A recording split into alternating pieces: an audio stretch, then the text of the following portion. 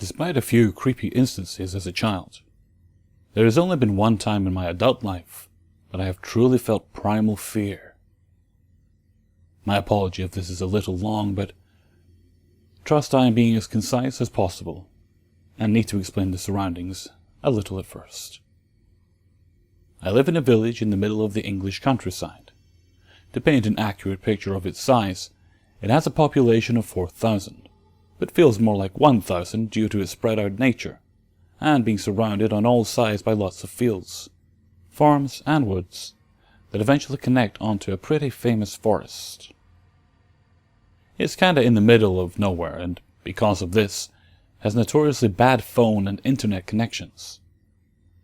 Having lived there all my life, I know the place like the back of my hand. I know where all the public footpaths through the woods, fields are, where they connect, where are shortcuts, where to cross deep streams, etc. I have gone on walks in this area throughout my childhood with parents and alone as an adult. Nothing bad had happened. I felt safe here. This story takes place last summer in July, after I had moved back home from university. I'd yet to get a job and smoked a lot of weed. A habit my parents despised and which I tried to keep hidden from them by going for evening walks. Multiple pre-rolled joints hidden away in my hoodie pocket. As usual this day, they both got home at 5 p.m. We had dinner, but chatted for a while longer than usual, as my mom had had quite a hectic day, and was telling me about it. Because of this, I ended up heading out for my walk, an hour later than the routine, around 7 p.m. But as it was summer, the sun was still shining, so, honestly, I didn't really notice that it would start getting dark while I was still out. The woodland closest to my house is less than 5 minutes away, and you enter through a gate into a farmer's field. You can see across the open area quite far until the first set of small woods obscures your view. That's where I was heading, as I knew this track takes under 2 hours, and leads back onto the same path I was standing on now. More than enough time to smoke the 3 joints in my pocket, and for the smell to leave my clothing. I had thought. This entire area is very popular for dog walkers, so it's not unusual to see other people while you're about. And as this is a village, everybody says hello to everybody. I lit my first joint and started walking. I'm just in my own world for a while, until I was less than 100 feet before the entrance to the woods. An elderly man was coming out of them, throwing a ball for his collie dog. I finished my joint and stubbed it out. As I got closer, I realized it was John, who lived on the road next to mine, and knew my grandpa. We stopped and said hello as I stroked his dog Max. While talking, I see another man coming out of the woods. No dog. Bright green jacket. Very tall and had a good 10 years on me age-wise. Me and John chat another minute and say goodbye. He warns me not to stay out here too long, as it will start getting dark soon. True, the sky was bright pink and orange. The sun was indeed beginning to set. I hadn't really noticed. I continued on down the path towards the man. When we were nearly passing each other, I look up to make a brief eye contact, smile and say hello, like everyone here does, even if you don't recognize the person. My eyes instantly met his. He was already looking at me. His dark eyes locked on mine. He wasn't smiling. I didn't know him at all, but I knew something was wrong. It was in his eyes. I swallowed my politeness and looked at the ground as we passed. I had lived in my uni city the past couple of years, so I knew a red flag when I saw one, and my country bumpkin manners evaporated. I quickened my pace, and before entering the woods, slyly looked back. The guy was still walking in the same direction, following John. I felt relieved, laughed, cursed the weed for making me paranoid, while lighting up another joint, and started walking into the woods.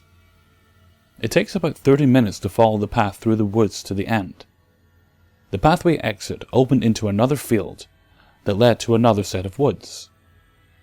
The sky was now violet, the dimming light having been obscured to me by the trees. I was already smoking my last joint, and was near the entrance to the second set of woods when I felt it. Fear. Complete, crippling, absolute fear worked its way like electricity through every layer of flesh. I'd never felt anything like it before or since. But I knew what it was. I whipped around.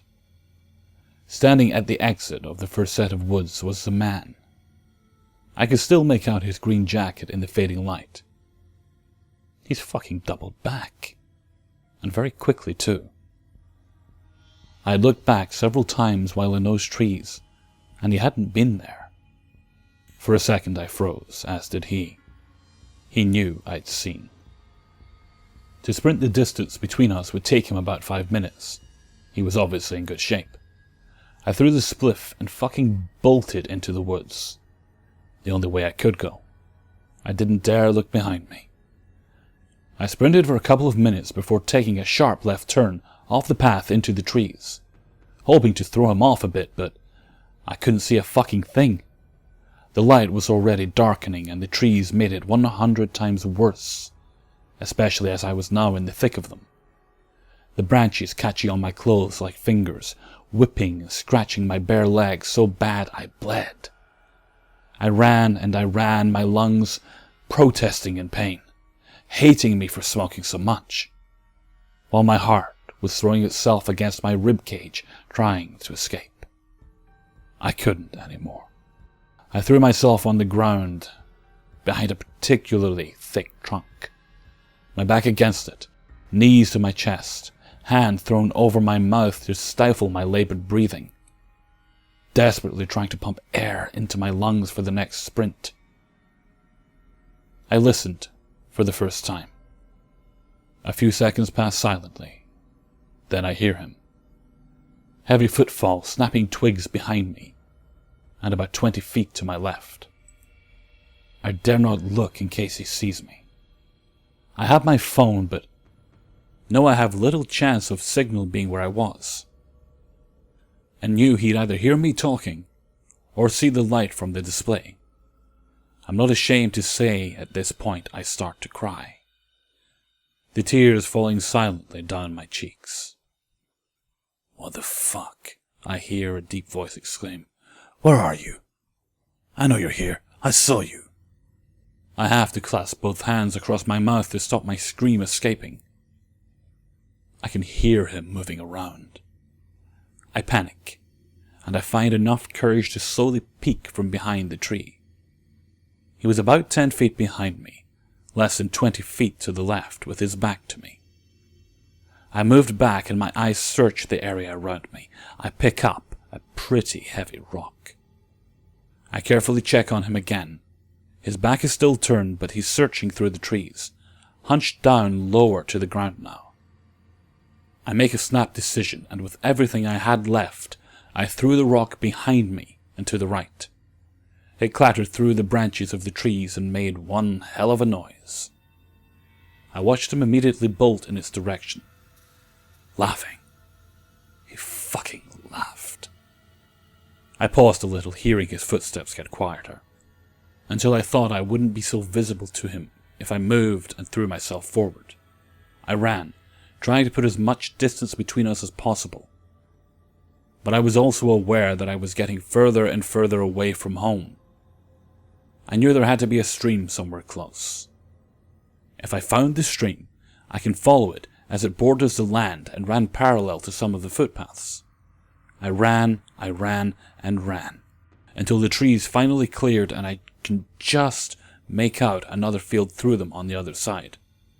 I thank God and push myself a little further, till I'm out of the trees and the ground disappears from below my feet, and I go head over shoulders down the stream embankment. I crash into the water below, my mouth open and lungs filling with muddy water. As I splutter it out, I feel both relieved to have found the stream and terrified he's heard me. My phone is now ruined. I slowly make my way downstream as quiet as possible, listening out for him the whole time as the stream borders the woods, looking up periodically just in case. After a while, maybe half an hour, I notice the trees begin to thin out and realize that this is the edge of the woods where I would have been exiting and where the pathway connected to the original one I started on. If I ran, I could get home in less than 20 minutes. As quiet as I could, I dragged myself on my stomach back up the embankment, army style. Wanting to stay as low as possible, I peeked over the top. I could just make out the opening of the wood's exit path about 50 feet away. I sat and scanned the forest line for a couple minutes, my eyes trying to make out movements despite it now being pitch black. Nothing. I couldn't hear anything either. I pushed myself up and sprinted as fast as I could across the field, onto the pathway. I knew the gate I'd entered through was the adjoining field. It really wasn't far. I was so happy. "You fucking bitch!" came a screech from across the field. I swear my legs nearly gave out then and there. He had been waiting for me. I turned my head and saw him sprinting out of the woods at full pelt. I screamed and pushed myself further, tears coating my face. All I could do is run. I crossed into the main field now, and I could see the moonlight shining off the metal gate. My house was just 5 minutes away after that. I have never focused on anything as much as that gate. He was faster than me and getting closer, screaming at me the whole time about how he was going to slit my throat. I ran and ran, pushing myself up over the gate, and ran up the road. I dared look as I made the turning for my road. He was still fucking following me. I raced up my driveway and threw myself through the door, running into the living room, crying and screaming hysterically, pointing behind me towards the door. My dad ran outside while my mom grabbed a hold of me as I collapsed, shaking. As it turns out, my parents had already called the police, as I was going out for an hour or so at 7, and it was now past 12 a.m, and I hadn't answered when they had called my now broke phone. Very unlike me. We called the police again to explain. They came and I gave a full statement. Both my parents and the police were horrified. Nothing like this happens here. There hasn't been a reported rape or murder in the last 100 years. But one look at me and it was obvious I was telling the truth. I was covered head to toes in cuts and bruises, soaking wet and covered in mud and blood. I won't go into how this experience changed me. It's depressing. But I will say the thing that scares me the most is that they never even had a suspect. Despite him following me so closely, he was gone by the time my dad ran outside. That guy's still out there. And who knows what he's really capable of. This happened to me 7 years ago. I'm 20 years old now. My parents were away from home for a family emergency. I'm an only child, and whenever my parents left and I stayed home, I usually didn't get scared. It was the third night by myself. I was playing video games and eating junk food, and then I heard a knock at the door. I was wondering who could be knocking on someone's door at a time like this. It was late.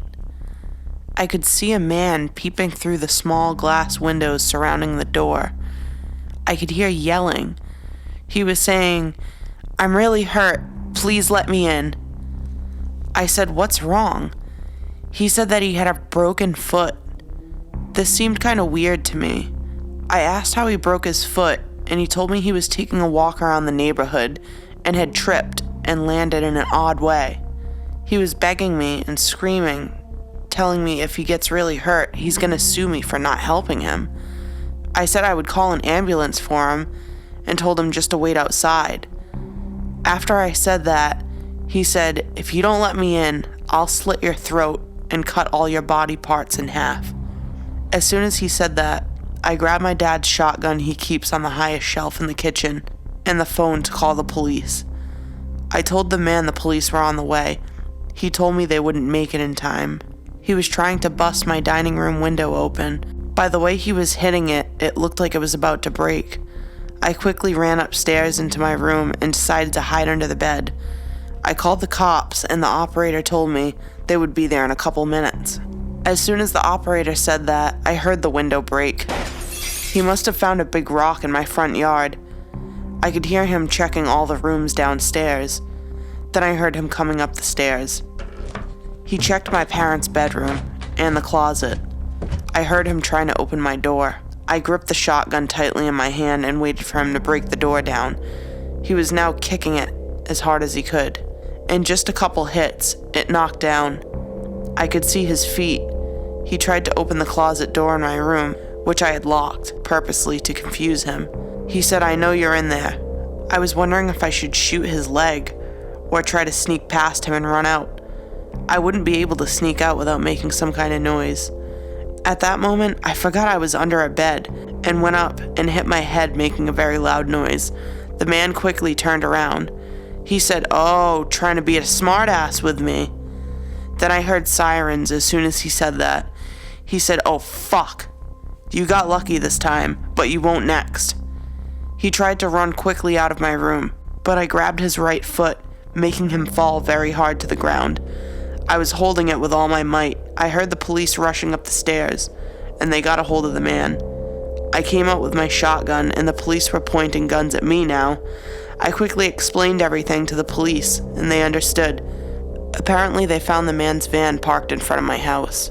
He had sharp knives, duct tape, a camera, and rope. I couldn't have imagined what he would have done to me if I hadn't thought to lock that closet door. The police called my parents and told them what happened. They came home 3 days earlier, and my mom hugged me very tightly, and so did my dad. My mom told me the man had been sentenced 15 years, with a chance of getting parole. We moved from that house a month later, and I had lots of nightmares about it. It took me a long time to get back to normal. I never stayed a night alone until I moved out of my parents' house. And now I have 3 guns in my house just to be safe, if anything like that ever happens again. When I was 16 years old, I was a counselor on this online support site. I quickly worked my way up the ranks and became friends with quite a few of the regular members. A little background on this support site. People could log on as a guest or a member and talk to designated counselors, or they could talk in a public chat room. Basically, we got people from all walks of life that were dealing with any number of issues and didn't feel comfortable talking to someone in real life. There were 2 sites, an over 18 site and an under 18 site. As I mentioned, I had become friends with quite a few regular members on this site. There was one person in particular that grew pretty attached to me. His name is Ben. Ben had been going through a pretty rough time, and he came to me regularly to talk, vent. This was pretty usual with my regulars, so I thought nothing of it. Little things here and there worried me a bit, such as he would always be on when I was, or, if he saw me in the public chat, he would bombard me with private messages. Again, I thought nothing of it, and kind of just brushed it off. Ben would start telling me how other counselors hated him. This was odd, as none of them had said anything to me about this particular member.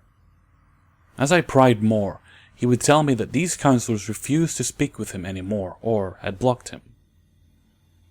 This was odd, as blocking was a rare occurrence, unless a member was harassing you. He would beg me to talk to these other counselors for him, to which I just said I couldn't. I again brushed this off, as I had felt sorry for him. About 6 months or so in, Ben started private messaging me every day, and he would get very upset if I hadn't replied. He went as far as to beg other counselors to ask why I wouldn't reply to his private messages. I simply said I wasn't taking private messages, and I left it at that. When I would talk to him, he started telling me how pretty I was, and how he wished I was his girlfriend. This site had a strict no outside contact rule, and I constantly reminded him of that, and that we were not a dating site. That I had just been there to be a counselor to him.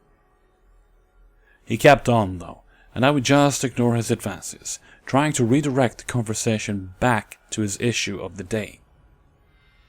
At this point, he was just messaging me to talk in general, to which I tried saying if he wasn't having an issue, my time would be best spent helping those who needed me. Kind of a dick thing to say, but we had tons of people every day who desperately needed our help, so talking just to talk was kind of an inconvenience. However, when I said this, I always referred him to the public chat, where he could talk about whatever he wanted. He started telling me how he was really getting into the deep web. He even went so far into giving me the links and things, and told me how to access the deep web. I went on once, and got the creep, so I deleted everything he sent me. He constantly started telling me about the sick shit he saw on there, to the point that I would have to sign off just to get a break from him. Whenever I was online, I marked myself as offline. Kind of like how you can mark yourself offline on Facebook Messenger. But it was like he knew I was online because I would always get a flood of messages within minutes of getting on the site. I still just ignored his craziness because I felt bad for him due to his issues. A lot of the people on the site had boundary issues, so I figured he would come to terms with it over time. Fast forward to when I turned 18 years old. I had been moved to the 18 and up side of the site. I had been getting acquainted when his familiar username popped up in my chats. Now on this site, if you were under 18, you couldn't message anyone over 18 as the site literally would not allow you to. I was confused and noticed his account was now an adult account instead of a teen account. This freaked me out, but I just chalked it up to a coincidence. Maybe his birthday was near mine. Knowing what I know now, though, I feel as though he purposely aged his account so that he could continue talking to me. He picked up right where he left off, this time being more persistent about talking off the site. I adamantly reminded him of the no contact policy, and he just begged and begged. I ended up leaving the site for an unrelated issue, thinking that was the last I would see of him. I was very wrong. A few months after I left the site, I got a message on Facebook. Now, on this support site, we were all anonymous, and none of our personal information was shared.